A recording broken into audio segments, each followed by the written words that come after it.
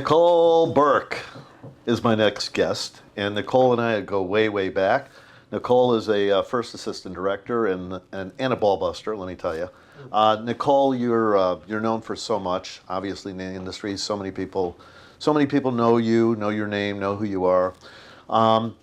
You've done shows like Hawaii Five-0, American Horror Stories, Dead to Me, which I worked on with you. We just did Maxine. We've done so many different shows and so many others that you've been involved with over the years. First of all, let's get into it. Your father was a first assistant director and was a stuntman. Your mother, I believe, was a stand-in. I'm guessing they met on set. No? Okay. Well, I want to hear about that. But first, how did you get into the industry? Because I believe, if I'm correct, you were going for law, weren't you? Okay. Yeah. So when I got out of college, I wanted to go to law school, and nobody wanted to pay for it. And so I certainly wasn't going to pay for it. My dad was an AD, started out as a stuntman, and he was doing a show in Georgia in the heat of the night. And he was coming, the summer, he was coming to LA to shoot an episode because Carol O'Connor wanted to shoot something. So he brought me on, not really to do very much, but just to see if I liked it. I didn't really like it, but I didn't really know anything about it until I started getting paid. And then I became a stand-in, and I stood in for probably about 3 years, and that was when it was still SEG, which was the Screen Extras Guild. I worked as an extra as a child, like summertime, made money as a child. And then in college a little bit, I did some commercial work, got out of college, did a little bit of commercial work, started standing in. I was on a show with James Earl Jones, and he approached me to go in and read for a speaking part. And I was like, you don't say no to James Earl Jones, but that's not really, I've never wanted to be an actor. So I said, sure. And I went and I read for the part, which was like 2 lines, which, amazing. As he said, the hardest part is reading 2 lines but 2 lines was great, but you can never remember just 2 lines. And so I was a reoccurring part in the show. I was the waitress. And what I realized when I was in my trailer, it was the most boring thing. Really? Well, yeah, you're waiting for what? Yeah, someone to come knock on, waiting for someone to come knock on your door. I was on the set, and I loved the set, and the DP for that particular show, who I stayed in contact for quite a few years, said to me, you can stand in, but you can't do anything else. So I was like, okay. But then what happened was we did another show where I was a stand-in, where I think I met you on Great Scott in 1992. The ADs came to me and said, will you help us lock up? Will you help us do things? And I was like, sure, but you have to pay me. And that's when I realized that I wanted to be an AD. And the second AD basically got me my second job in the guild. But that in 92, she taught me everything. Between all the ADs, I learned how to run first team. I already knew my SAG rules from standing in. I learned how to set background, and the first AD taught me how to break down a script, and then my mind went, oh, how much money do you guys make? Yeah. And then when they told me, I was like, oh my God, this is a no-brainer. Yeah. Why wouldn't I become an AD? And the second I asked her why she wanted to be an AD, and she said, because we know everything and we don't have to lift anything. And I was like, okay. Between the money and the insurance and everything that came with it was kind of, that's how I grew up. I mean, my dad was an AD. We had great health care. And when you're younger, you don't think about health care. Yeah, but exactly. you should. Yeah, because when you know what good, it comes back to bite you. Right. You know so that's kind of how I sort of started. Yeah. So did you go through the DGA program, or were you doing it through getting your I guess is it hours or days through the? So back then, the production manager and second told me about the DGA program. I went to go apply, but then I realized that wasn't for me. I didn't want to start at the bottom. I wanted to start closer to the top. I shouldn't say I don't take direction well, but I give direction better than I take it. And even at, I was 23 years old, 24 years old, I've never been good at taking direction. So I did apply, and then I started working non-union as an AD. and I had my 400. It took me about 2.5 years to get in the guild. Wow. From 95, I got in the guild in 97. I accumulated all my days. Back then, before 2000, there was tons of non-union work. And then in 2000, the DGA came up with a low-budget agreement, so more people could belong to the guild and still work at the lower tier. So I got in at a perfect time, because most people either have to go through the trainee program, which is 2 or 3 years, which it's a very hard program to get in, because they have a ton of applicants, and my brain just doesn't work like that. Yeah. And then the other is PA days, and I PA'd for maybe a year. Production assistant, just for anybody who. Yeah, my first production assistant job was on a Chuck Norris movie. Oh, great. Called Top Dog, and had a blast. We worked short hours. Chuck came in, did his work. We'd go home. We blew up the world, and I learned a lot, and just kind of. You remember Larry Lerner? Oh, God bless him. He was the second AD on that. Yeah. So. Yeah. Larry was such a great guy. Yeah. I mean, such a great guy, such a great AD, and Just a sweet man. Yeah, just a sweet man. And unfortunately, we lost him through COVID. Right. So that's kind of my basis of how I sort of started, and went the non-union route. I did some really fun. I did the Power Ranger movie non-union, the second one. Yeah. Which was very big. Yeah. Well, we worked on. I go back to even. I think the next show that we had, High Tide. Remember High Tide? Oh my God! Did you do the High Tide in Ventura? In Ventura. Oh my God! With Rick Springfield. Yeah. So the first year I did High Tide was in San Diego, where my husband and I lived, and we bought a home. And then High Tide moved to Ventura. Which was a bummer. Yeah. And then I moved to Ventura with it, and then I ended up jumping ship. Yeah. And I just went and saw Rick in concert. Oh, did you really? Yeah, I tried to go backstage, but we got everything got crossed. Yeah. People now, when you go backstage, they want to see you before they go on, because when they're done, they leave. Oh yeah. And I didn't know that. They get out of there. They got their security taking them right out. So. But you go back to High Tide, and you've done so many other things that moving forward and this and that. Do you remember the first series or movie that you went out of town with? Do you have any recollection of that? The first series I went out of town with, it wasn't like a full series. I did a pilot called The Invisible Man, where we went down to Mexico, to Tijuana, which I don't really count. Then I did a pilot called Washington Field, that we went to Washington, D.C. The first big thing I did was Hawaii Five-0 in 2010. Yeah. Okay, so because it's got to be such a such a high to be like, number one, to get a job, but to get a job where you're going out of town. Everybody wants that, right? You want a good job, and also when you do go out of town, it pays more too. It pays more. You get the per diem. That's a slam dunk. You get all kinds of different perks when you're out of town. And I think that's really an exciting thing for anybody, especially assistant directors, being able to, just go and get up and go. Yes and no. So one of the reasons why I've stuck with television is because television was here in Los Angeles. I started off doing movies, and movies back in the 90s, in the early 2000s, were here in LA, and then everything went away. My relationship, my husband did not want me to travel. And so that was something so I didn't really travel. And then when he realized all the perks that came with it, like going to Hawaii, he was like, okay. Yeah. But, I've been to Atlanta, I've been to Toronto, I've been to Columbia, I've been to Chicago. He came to visit Chicago, but he doesn't want to go travel. So I got a call in 2022 to go to Spain. It didn't end up happening, but the email was, "Are you available? Will you go to Spain?" And I forwarded it to him and said, "In or out?" And he said, "In." And he said, "In." Right? And then unfortunately, it went to Atlanta, and I was out. Yeah. Oh, unfortunately. Yeah. Yeah, I don't mind going away. So the project I did in 2022, where I went to Toronto, was a fluke. Yeah. They couldn't afford to shoot it here. But going out of town is a lot harder than you think. It might be fun and a lot more money. Yeah. But the best place to film is in Los Angeles, because the people. Yeah. And you have a lot of the sound stages. You have the crew here. Just everyone knows what they're doing. Yeah. And you're not having to fight. You're having to start all over with crew and meeting people, and you're taking everybody's word for it. Where, I've been using 90% of the same people almost my whole career. Yeah, half of them have probably all moved up into firsting, but they're still Yeah. You know, I spent, 9 years on 24, and that crew worked with me. My one AD worked with me for almost 18 years. Yeah, yeah. Well, you just, bounced ahead, but I do want to talk about Yeah. that.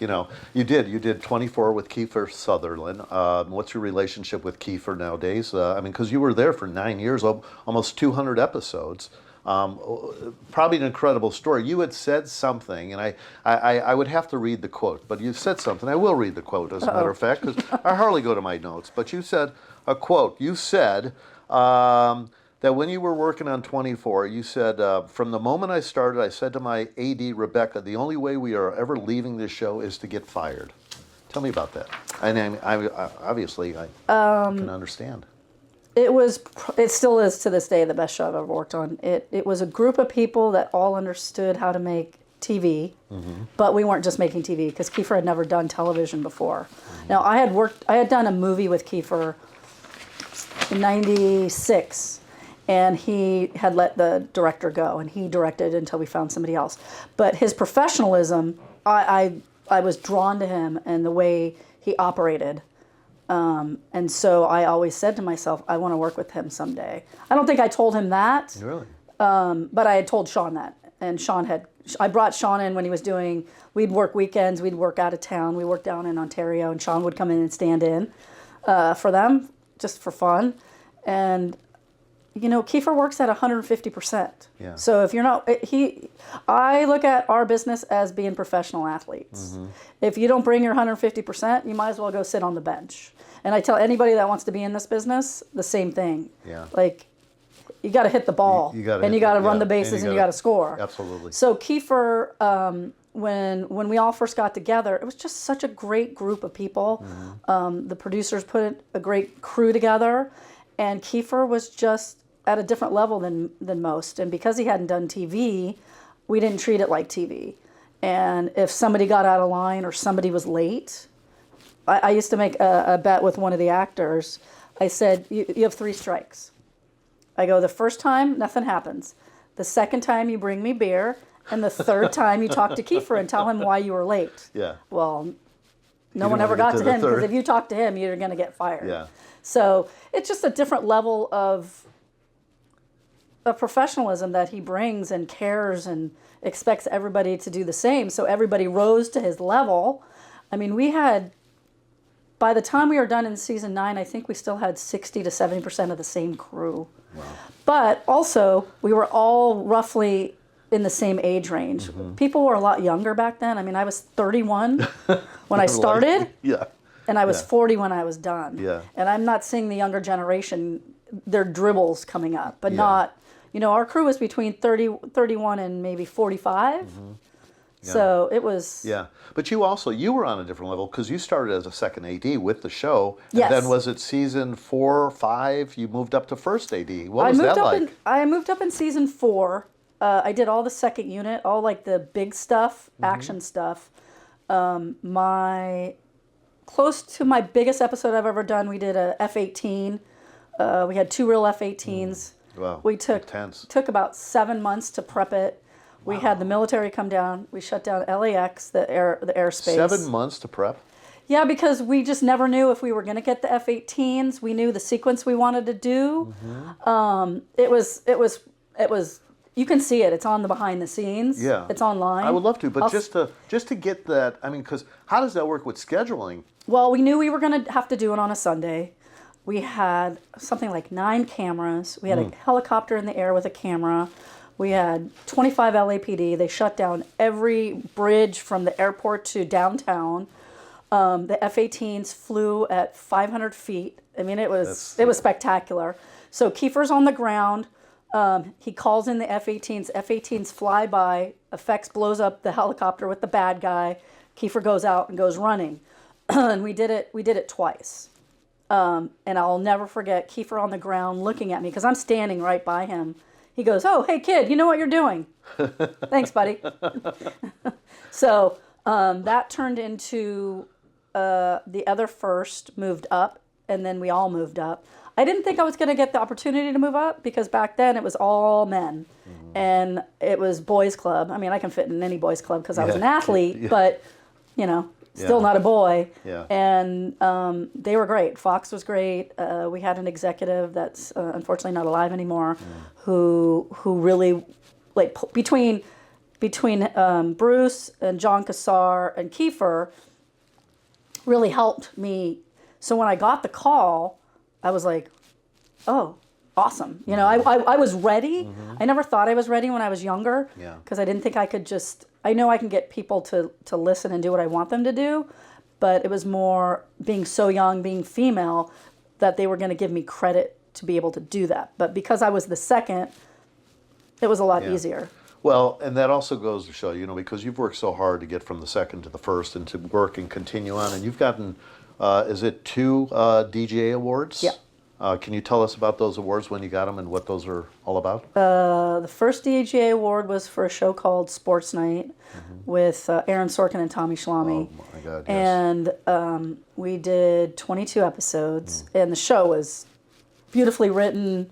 The actors were spectacular, and it was my first, well, Sportsnight was my 3rd DGA show, so it was all very new, and it was like a moving card coming at you. And I just kind of took it all in, and the background was a full-time job. So I was the second on that, and the background turned into a full-time job. So I didn't even get to do a call sheet. My second did the call sheet, and I found myself a little lost at first, because it was a 4 or 5 camera show, but it was steady cam, and we'd go from one side of the building to another. I went to ER. I was like, I got to see how these guys are throwing this background together so fast. I knew how to set background for 2 cameras, but not for 5, and in the manner that we were doing it. And so I went to ER and I watched what they did and figured out how the background worked and the cameras worked. And then I started doing it kind of like a defense, like what do you call it? Not man-to-man defense, but when they play out in the, what is it? What's the word I'm looking for? Thank you. The zone defense. So I would have a group of people for each camera and just give them things to do. So it was like being an orchestra leader. Yeah. And I learned a lot. And then the best on Sports Night was Tommy always wanted like these wipes between like the actor and the camera. And the background, we had the same background for the whole 9 months. And they would go, we can't get through there. I go, yeah, you can. He goes, we're going to take the camera out. I go, I want to see you take the camera out. Because Tommy thrived on that. Like, if you could get through there, and then it was the camera operator's job, who was probably one of the best Steadicam operators I'd ever worked with, just kind of, I mean, we had a whole behind the scenes of him running into doors, him running into background. But it was such a challenge. So that first season was Sports Night for the pilot won the first DGA award, and I was a little upset because I'm like, wait a minute, I just did a whole season. Where's our award? Yeah. Well, then we got nominated for the first season. So that was. So it's the whole AD staff. It's the AD staff. And you go to the second, first UPM director. Yeah, yeah. So that was. What an honor, though. It was, and the great thing back then, even Sean, made note, was it was 90% men and their wives. So it was super cool. That year, I remember vividly, Steven Spielberg won the. Which year? This was in 99. It was 99. Fact check. He won like the Lifetime Achievement Award. Oh, okay. And then Tommy had us come up, so we went up on stage. And I think Lorraine Bracco gave us our award. So it was super cool. Very cool. And, I was young, so I was like, oh, this is super, it's a privilege. Super cool. Yeah, now it's so much harder to win awards because you have all these shows. I think 24 may be the last, and it's a fact check. So 24 was nominated 3 times. It won for season 5, so we won again. That was really cool because everybody went to that award show. Kiefer, cast, all the ADs. I think the production or studio bought tables for the PAs. Oh, like everybody nice. went. That's nice. I always tell people like, yeah, it's fun to go, but when you get nominated, it's great, and when you win, it's even better. Yeah. So. Yeah. No, that's really great. That's really great. Now you talk about call sheets. I don't think in any of the shows I've done prior has that really been talked about. Can you talk about a call sheet, how it's created? What do you guys do as a AD? And that's usually, I know it's second ADs usually do that. First ADs sign off on it, though, I believe. Can you explain the process a little bit of that? So the call sheet was made so people knew where they were going, where they had to show up, and what they were shooting that day. And then the back was for what their call times were, and a lot for accounting purposes. So you could track who worked, and then, if you didn't get paid for a day, were you on the call sheet? There's also a thing called the production report, which is a legal document. So if you don't get paid and you have a copy of your production report, you can submit that and say, hey, I haven't been paid, on top of a time card. I have a call sheet from, I want to say 1967. That's hanging in my office. My dad was an original ape in Planet of the Apes. Oh, wow. And so That's cool. I framed it. That's and really back cool. in the day, they used to pick people up. On distant location, they pick people up. Yeah. So all that information, I like to have all the information on the call sheet. Then people can't say, oh, I didn't see it. Oh, you mean you didn't read it? Yeah, yeah. Because most people just want to know where they need to show up and what time they have to be there. Yeah, yeah. So the call sheet is like the Bible for the knowledge of what you're doing that day. Where to be, what time you got to be What the there, sets who's are, working, what the page count is. everybody, and in those days, of course, back the one that you have hanging, which I think is so cool about your dad being a. Yeah, Charlton Heston is on it. Oh, really? Yeah. That's beyond. Yeah. That's all in writing. They had back in the days. They just wrote it out. Obviously, Right. now you guys have all kinds of different programs, and it's it's all it's all computer generated. Right. So when I first started seconding in '94, I was not much like, who does that? Like, it would take you all day to do that. And my husband bought me, what year was that? Probably right before I started seconding. So I was a PA on a show. It was like one of my first only shows I PA'd. The second AD wanted me to do his call sheet. And he was doing it on an IBM ThinkPad on DOS.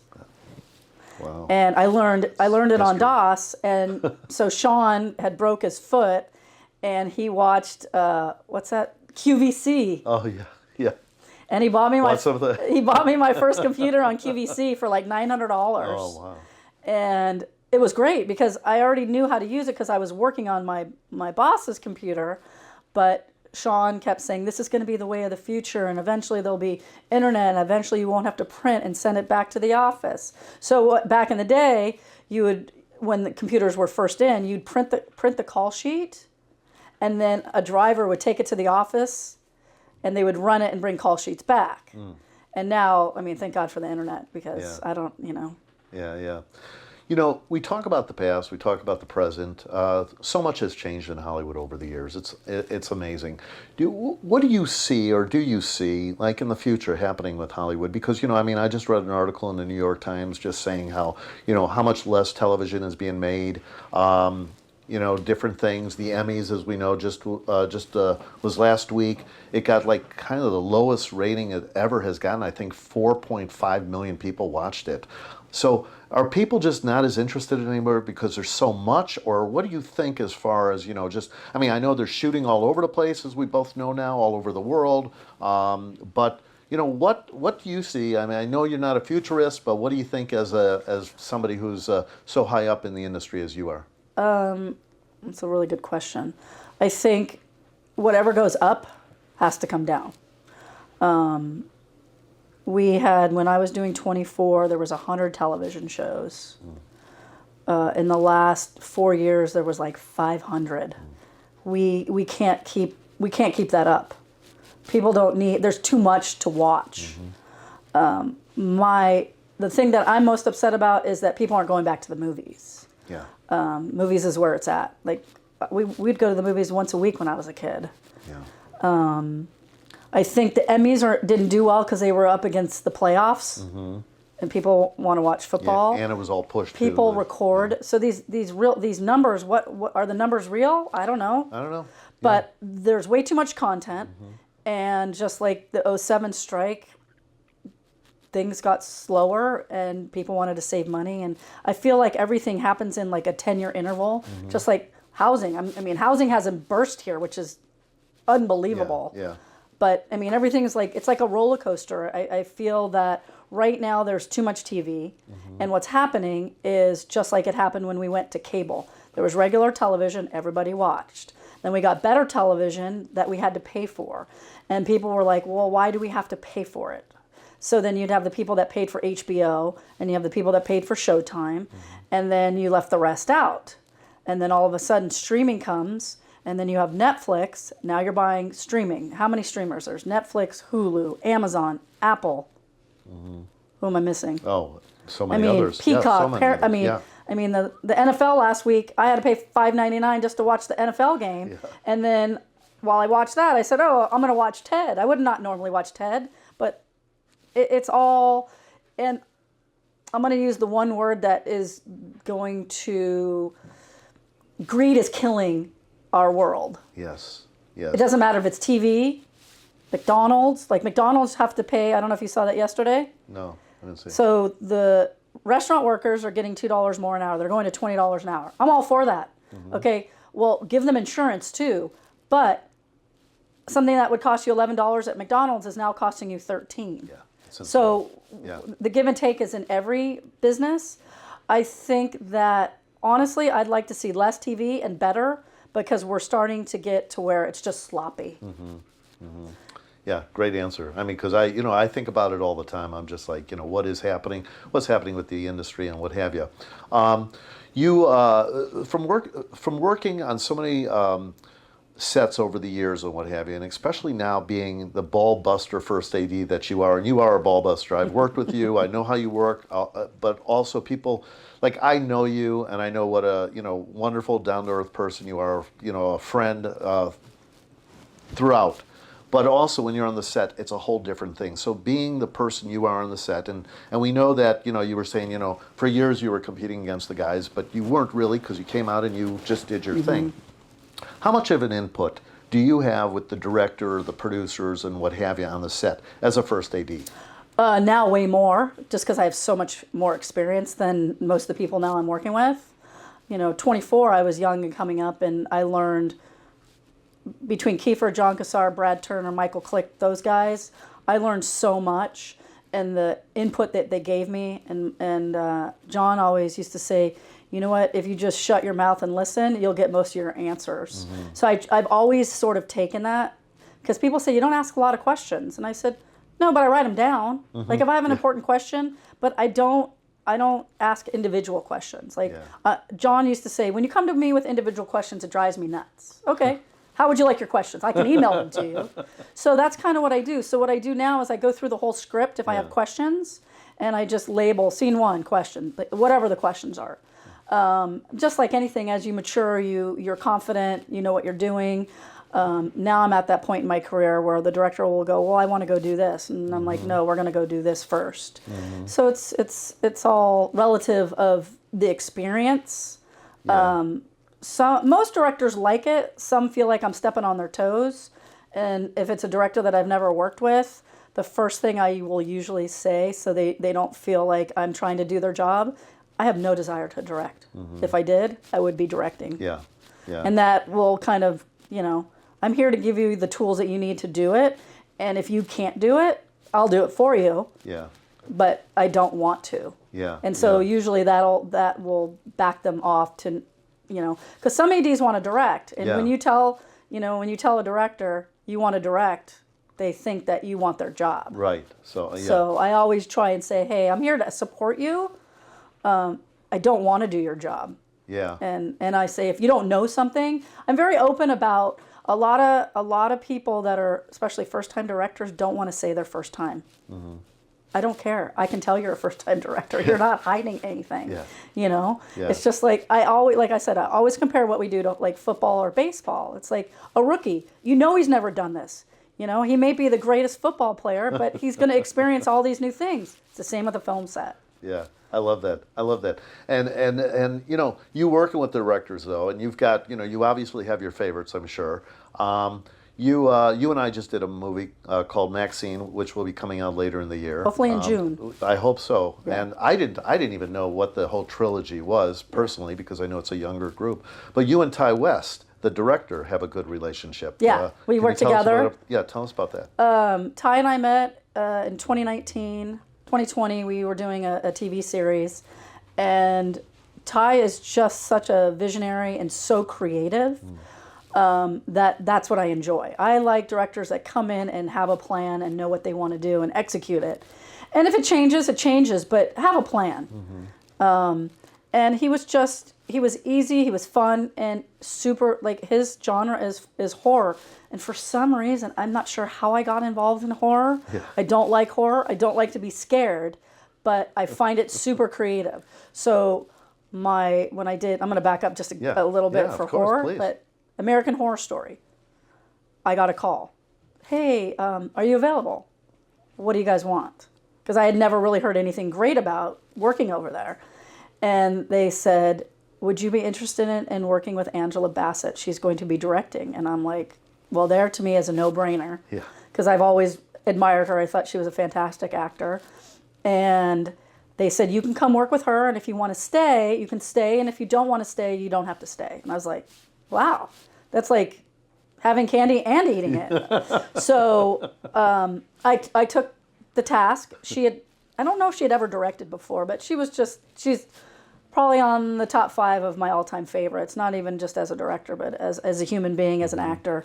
And I was coming in to replace somebody, so they were showing me the first episode of season 6, and I got to watch it with her and the producing director.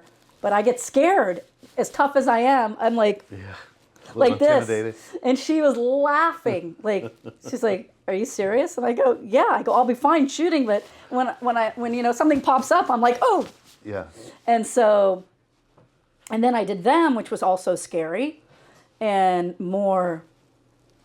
I don't know if you ever saw them. It was on Amazon. Super bizarre. So well done. Actors were fantastic. Yeah. And that's where I met Ty. And we've always kept in touch. He wanted to bring me to, he went and did X, but he went to New Zealand during COVID. And husband's like, no. Like now, if Ty called me and said, hey, we're going to do the 4th movie in New Zealand, I'd be like, honey, we're going to New Zealand. Yeah. So he did X, and I went to the premiere of X, and I don't like to be scared. And I went with Colin, and Colin was laughing at me the whole time because I was scared. And there's not a lot of filmmakers that are young like Ty that actually can put it all together. He just has a great vision. He knows exactly what he wants to do. The other thing is he's writing it. So I'll get to Maxine in a second. So we watched X, and then Pearl came out. We went and watched Pearl. I love Pearl just because I don't like all the horror, and Pearl was more of a driven story by Mia. Yeah. I don't know if you saw Pearl, but no, I didn't see any of them because I was like, and then when I went in, I'll let you get back to that. But when I went in, I saw how Ty had it all in his office. I was just amazed. But the whole cast and crew were great. But go on. Right. Please So go. then he had called me maybe 5 or 6 months prior to doing Maxine, and he's like, hey, I wrote this 3rd movie. He goes, I don't know if I'm going to get enough money to do it. He's like, would you be interested? And I said, maybe. I have to be careful because I lose interest of stupidity. And when you go to the lower budgets, my mind and brain is not in that level anymore. Back when I could, but I don't want to anymore. Yeah. And so he's like, I don't know if we're going to do it. We may get the tax credit, blah, blah, blah. Okay, great. Call me. He called me. The one thing that I did learn from him is that I should have read the script before I took the job because I don't do well at working all nights anymore. So after I read it, and then I started breaking it down, and Ty the first thing he wanted feedback. It's very hard to give feedback to a director that's written it. Yeah. And so there was like a couple questions I had. I'm like, well, first of all, this is way too long. So working with a director that writes, it's a little challenging because it's his baby, so you can't like shit on his baby. Well, yeah you can, but you try not to. The cool thing is that I haven't done a movie in years, but he had it all planned out before I even started, which was really great. he also knew who he wanted to play all these parts. Unfortunately, fortunately, the strike, which was a big bummer, helped this movie because nobody was working.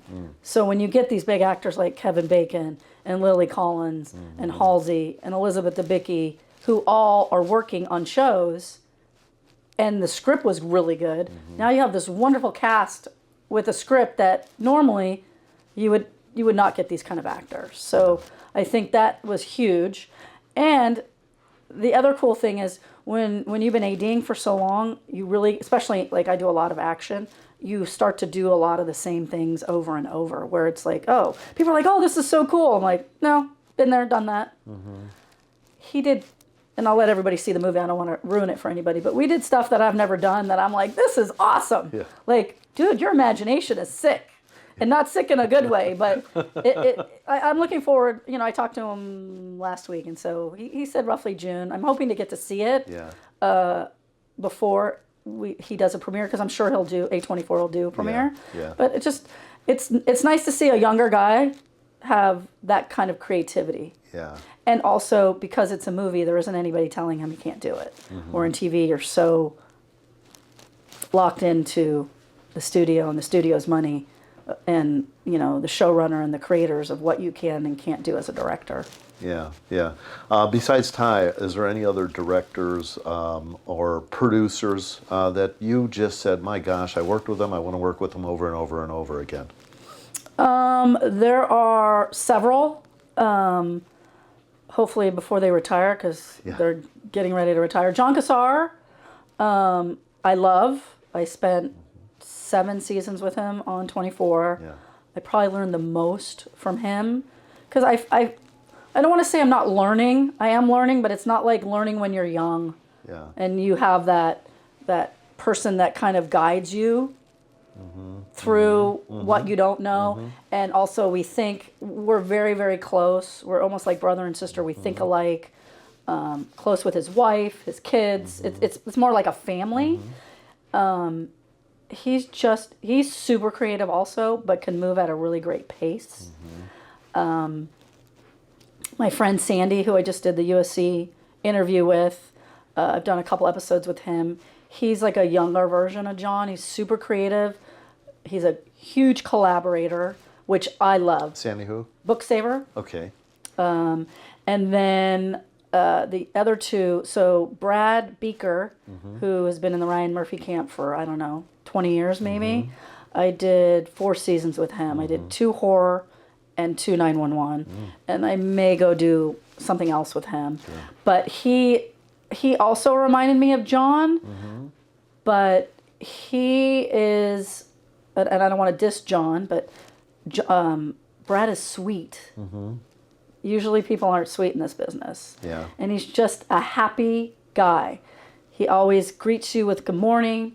If there's something that's hit the fan, he doesn't go, oh, why'd that happen?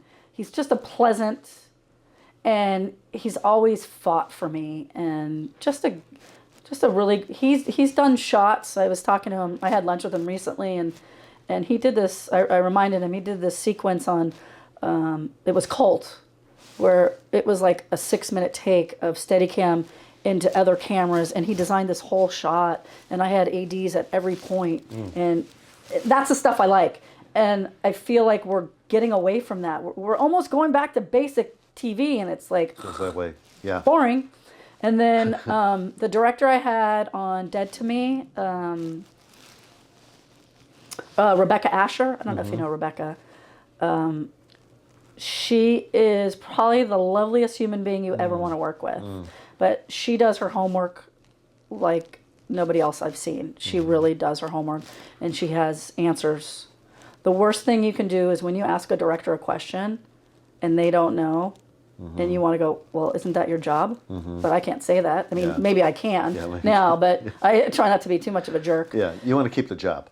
Yeah, I'd like to keep the job, but she is just lovely. And the craziest thing is the first job I ever did as an AD, her mom is Elizabeth Montgomery. Oh my God. And Bewitched. literally the nicest human being to this day in my whole career. Oh my God. And I ran base camp. and she had a radio, and I'd say, "Hey, Lizzie, almost ready?" And she'd be like, "Yeah, how close are they on set?" I'm like, 15. She goes, "Okay, I'm gonna walk," and the AD would go, "We're ready for Elizabeth," and I'm like, "Turn to your left. She's in the cast chair." They'd be like, she always wanted to be on set before she was asked. Unbelievable. And then when you meet Rebecca, you go, "Oh, I get it. It's like it's got to be in the blood." Yeah. And then even more so, her brother used to live behind me. Oh my so it's like 3 degrees of Rebecca, but just a lovely human. She was a script supervisor, and she's just a cool lady. Well, all these people that you're talking about, and besides your parents, besides all of them, has there been anybody who's really inspired you or mentored you in this business that you can recall? Mentored me, no, and I don't want to say because it wasn't men didn't mentor women back then. You had to really like fight your way up, just to become a PA. And when I started PAing, they didn't really have female PAs. And another full circle moment when I wanted to be a set PA to become an AD, and the company in San Diego, Stu Siegel, they were not letting, I shouldn't say not letting, but there were no female PAs on set.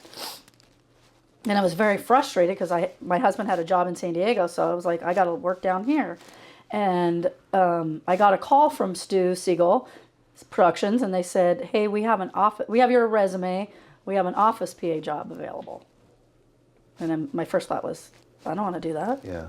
And I said, "Okay, can I call you back?" And they're like, "Yeah." And I said to Sean, I go, "What should I do?" He goes, "You have to take it, stupid." And I go, "But I don't want to do that." He goes, "Yeah, but you want to get in the door." And I go, "Yeah, but not that bad." And he goes, "Well, that's the only job there is." So I was super disappointed, and I'm like, this is never going to last. Yeah. So my first day at work, I'm in the office, and I'm like, this is never going to work. This is not me. And so, like day 3, I went into the UPM's office, and I said, I just have to, and it was a female, I have to put this out there. I said, I want to be on set. I said, I want to be an AD. If you can help me, I'd appreciate it. Yeah. She goes, "Okay, great. Thanks for sharing." It's like, okay, great. 2 days later, she comes to me and she goes, "Do you want to go to set?" And I'm like, "Yeah, why?" She goes, "We're replacing all the ADs, and the PA is going to go do the insert unit." Oh, wow. So that's when the guy that was making me do the call sheets, I mean, I learned more in that year of how everything worked, to where then the next job, I was a second AD at Stu Siegel Productions.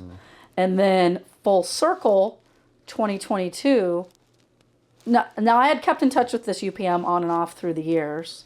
And at one point I wanted to move up, and then I'm like, no, I don't want a UPM, but I'm on this show called The Big Cigar. It hasn't come out yet. It's a Big Apple show that went to Toronto and Columbia. And we saw each other. She's the executive on this project. And then when we went to go scout in Columbia, there she was. And, we gave each other a hug. We sat down and had drinks. We did this whole thing. And the producer goes, on the side, he goes, "She works for the studio." And I go, "Yeah, she gave me my very first job 30 years ago." And he was like, "Oh." So it's like full circle is pretty cool. Yeah. That she, trusted me to go, "Hey, here you go." Yeah, yeah. What's the worst part about this whole business for you? I think the worst part is the hours. The hours absolutely suck. They were great during COVID, and now I'm hearing all these complaints again about the hours. Yeah. And for me, I did it on Dead to Me. I did it on the pilot I worked on in 21. If we're going to work more than 14 hours, I'm going home. Yeah. I'm not doing it. We had a day on a show, I won't say the show name, but the crew came in. It was in Long Beach, so people are driving. People take an hour pre-call. You have an hour lunch. Yeah. You're going to work 13 or 14 hours. You're going to wrap and drive home. Yeah. So I called the producers and I said, you have 2 choices. You can either go home or you can find someone else to run the set, because I am going home. I said, I've been doing this way too long, and no one is going to die while I'm in charge. That's the input. You do have input. I You do. have to, yeah. Yeah. Yeah, as Oh, a yeah. first AD, because it's all weighed on you. Is it the Right, safety but it's weighed on the gotten first really, AD? it's gotten really, really bad in the Yeah. last 10 years. So you know what? I say, if I'm going to be in charge of safety and do all this other stuff, then we're going to do it my way, or you can find someone else to do Yeah. it. But my PA on Maxine was on a film like 2 years ago, and he fell asleep. And he luckily he didn't kill himself. He hit a big rig. So it's happening. Yeah. And I just don't understand why we can't do 10-hour days. And if we did 10-hour days, we don't have to eat. Like we eat. None of us need to eat. Yeah. Like most we eat all businesses through don't. the day Yeah. anyways. So no lunch. I don't want to put the caterers out of business, but like. Just a snack.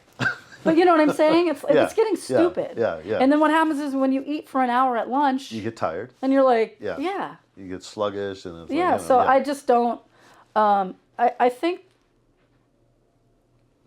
think what's happening right now, and I don't know why, is there's so many people working 65, 70.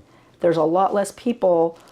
I'm finding that people are waiting to figure out what they want to do until they're almost in their 30s. So they're wasting 30 to 40 to figure out what their career is. And I'm not sure why. And now you have a whole new group of people. I don't want to call it generational. Nobody wants to work. Yeah. Yeah. You know, and I'll say something to somebody and they're like, you can't talk to us like that. Yeah. You want to watch? Yeah. Like, what happened? We all got super soft and nobody, Yeah. like Maxine, best staff I've ever had. Yeah. Yeah. Just what an amazing group Yeah. of younger people that want to be filmmakers, that want to Ambitious. work. They're just they nice. just want to get out there and do it. Yeah. Yeah. And Yeah. it's not. Yeah, I agree. Okay, so what's the best thing, and what still makes you happy about the business?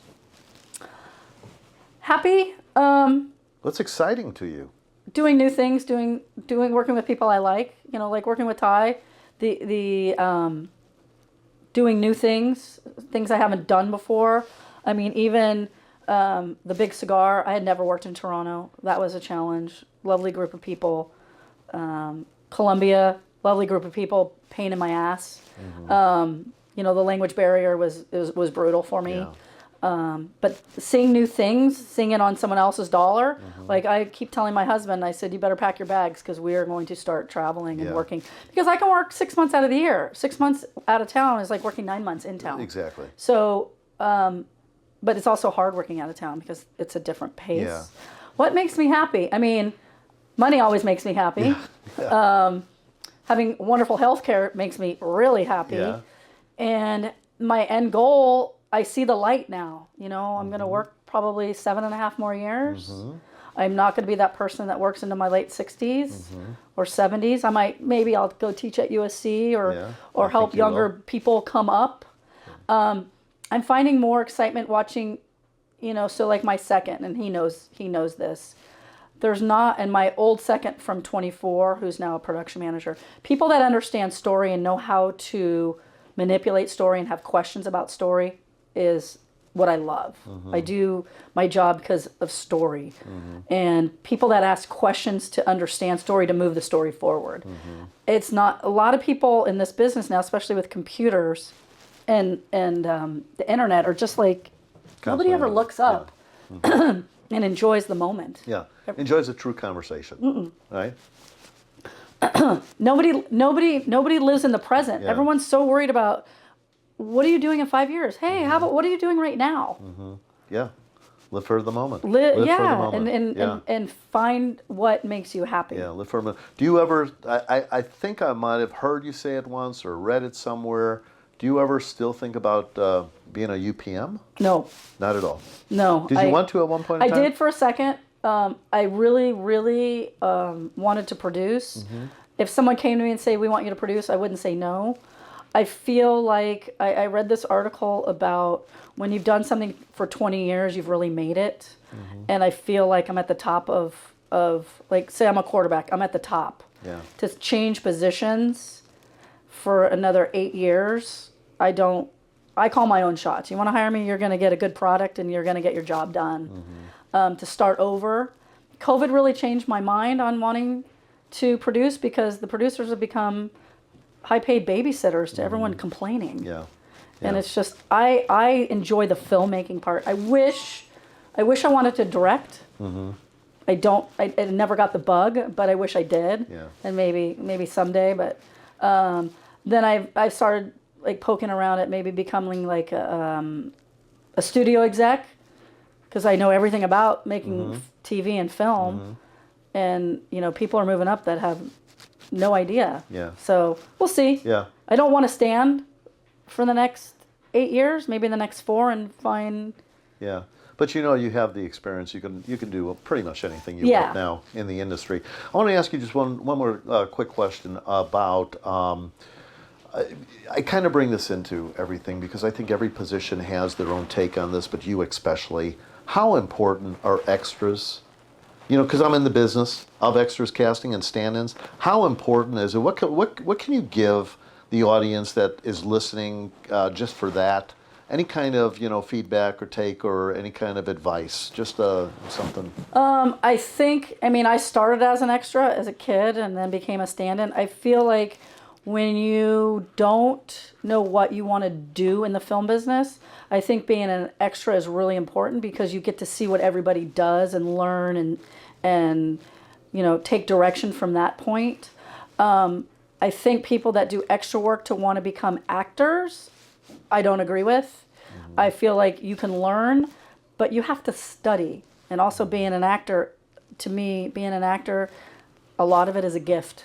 You either have it or you don't. I also feel like there's so much competition amongst them that is not good. And they need to, it used to be a career. And that has sort of fallen by the wayside of what's going on. Everyone wants more, but they don't know how to get more. And they really have to visualize. You have some background that just sit and complain, and you have some background that watch that. Well, I get a lot of people come up to me like, hey, if you ever need a stand-in or if you ever need that. Like the people that go out of their way to know what other people do. And that's not just our business. That's in any business. Yeah, it's just learning. Yeah. Stand-ins, I have used probably a lot of the same stand-ins over and over. One of the DPs I work with quite a bit is very, very, very specific. And, he doesn't want them to have their phones. It's a job. And it's the height, it's the hair, it's the complexion, it's for the most part, some.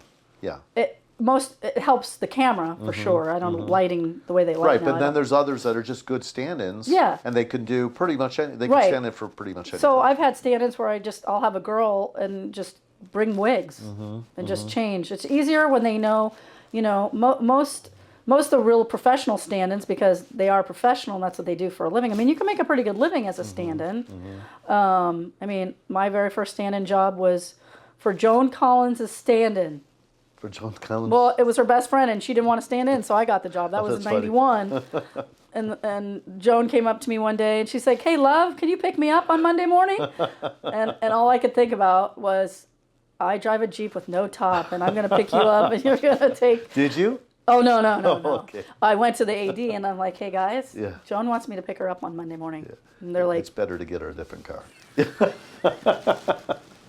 That's funny. And then I ran into her. I went to see her. I never got to take a picture with her, and I would love to. She was on the Emmys. Yeah. 90, going to be 91. I have a picture of her. You do? Yeah, I do. I didn't take Show a it to you picture with her back. Yeah. You didn't bring your camera back then. Yeah, that's right. It's amazing. You didn't have a camera. Yeah, well, you didn't have a phone. We didn't have the cell phones back then. Right, but I would carry a camera. Yeah. I have pictures. Yeah. I have pictures of Chuck Norris. A Polaroid or a or the Insta or the little Insta the one. costumes would take a picture. Right. I'm always the joker where when the Polaroids would come out and the actor would take the actor's picture, I'd be like, I'm like, hey, can I have one of those? Yeah. So, yeah. Well, that's what the biz is all about. I think that